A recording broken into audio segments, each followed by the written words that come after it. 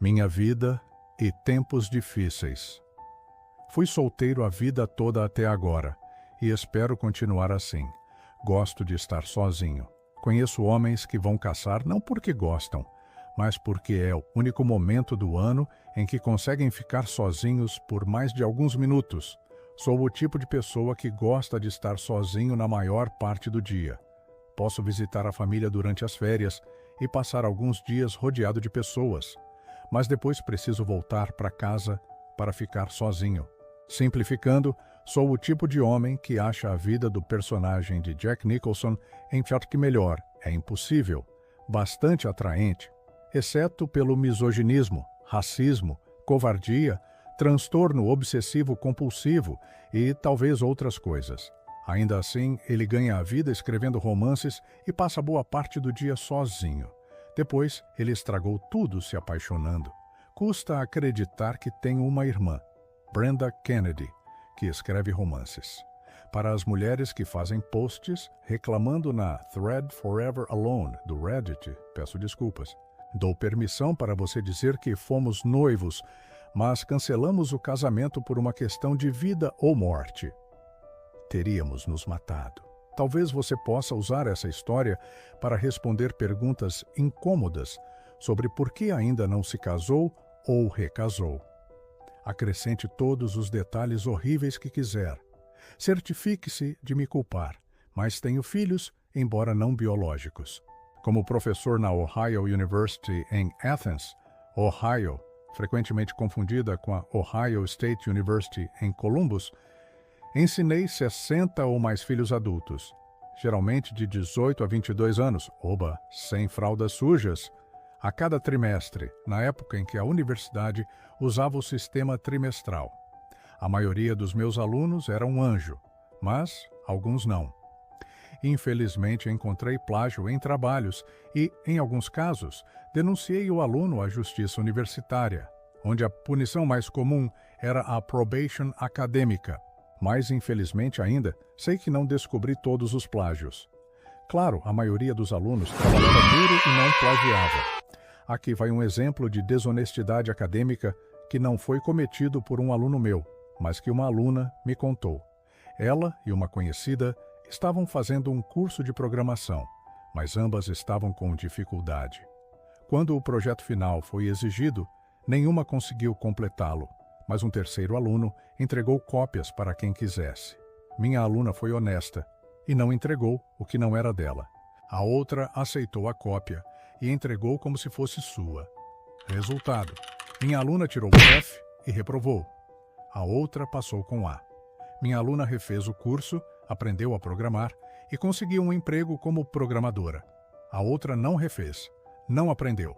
Colocou o curso no currículo e também conseguiu um emprego como programadora. Minha aluna manteve o emprego. A outra foi demitida. Minha aluna tirou cheque e mandou para a ex-colega com um bilhete. O semestre em que lecionei a disciplina de programação também me proporcionou um exemplo de humor involuntário. Um aluno entregou o seguinte código como projeto final. Programa main, início, escreva. Este é o programa final. Fim, era só isso. O código não fazia nada além de imprimir essa linha. Era como se dissesse: já estou cansado, toma isso aqui, me dá um C e vamos fingir que isso nunca aconteceu. Dei um F. Outro aluno me escreveu dizendo que não conseguiu terminar o programa porque seu colega de quarto comeu seu disquete. Respondi que nunca tinha ouvido essa desculpa antes e pedi para ele trazer o cachorro que comeu seu colega de quarto. Outra vez, dei um exercício simples para um aluno em recuperação. Escreva um programa que imprima a palavra Hello na tela. Ele escreveu algo que envolvia 4 páginas de código, incluindo chamadas a funções que ele não entendia e não poderia ter escrito. Perguntei: você sabe o que este programa faz? Ele respondeu: imprime a palavra Hello.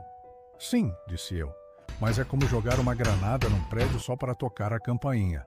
Lembro de um aluno que, quando começou a aula, parecia completamente despreparado.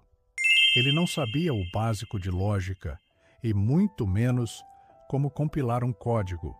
Mas, para minha surpresa, ele apareceu no último dia com um programa totalmente funcional, bem escrito e comentado.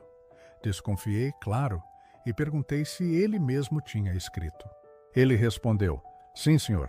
Passei as últimas 4 semanas sem sair do quarto estudando. O programa funcionava perfeitamente. Dei um A. É claro, às vezes a gente se surpreende positivamente. Um dia fui chamado para substituir um professor que precisou se ausentar por emergência familiar.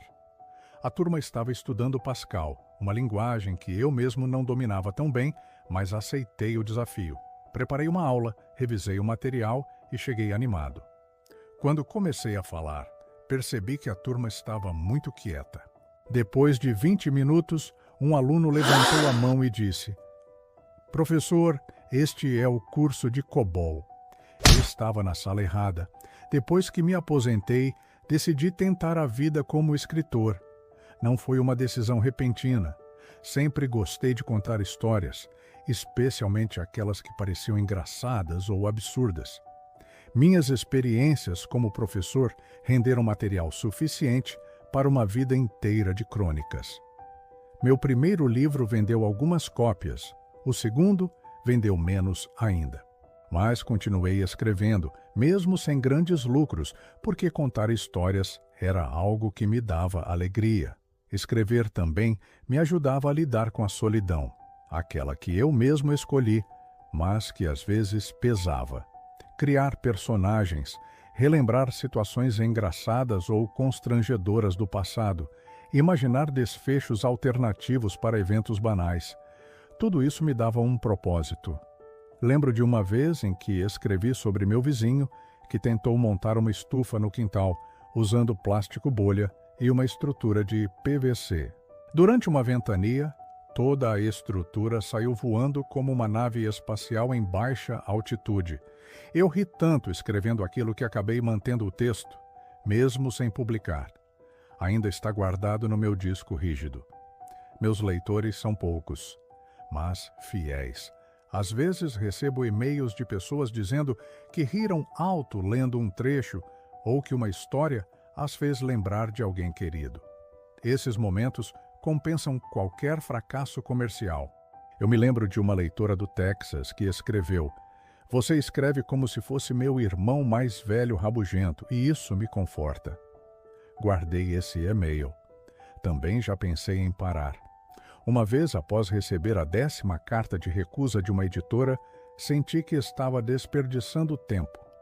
Mas, em vez de desistir, comecei a publicar meus textos em um blog pessoal. Para minha surpresa, um post sobre minha experiência como jurado em um julgamento viralizou. As pessoas se identificaram com a mistura de tédio e responsabilidade que descrevi. Até recebi uma proposta de uma revista para republicar aquele texto. Hoje em dia continuo escrevendo, mas sem pressa. Me sento com meu café, observo os passarinhos na janela e digito um parágrafo ou 2, às vezes mais. O importante é que sigo fiel ao que gosto. Histórias bem contadas, com um toque de humor, uma pitada de melancolia e, sempre que possível, uma verdade escondida no meio de tudo. Também gosto de caminhar pela vizinhança. Às vezes, passo em frente à universidade onde lecionei e me lembro de rostos que já esqueci os nomes, mas não as histórias. Um aluno que uma vez confundiu uma vírgula com um ponto e vírgula e me culpou por isso, alegando que eu deveria ter alertado sobre os perigos da pontuação. Ou a aluna que escreveu um trabalho inteiro sobre um autor, só que o autor estava morto havia 100 anos quando o livro foi publicado. Quando a confrontei, ela respondeu: "Achei que era um pseudônimo? A vida é feita dessas pequenas situações, enganos bobos, momentos engraçados, conquistas discretas.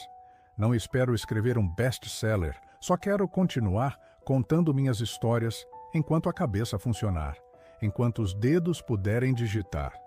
Afinal, o que é a vida senão uma coleção de momentos difíceis contados com bom humor?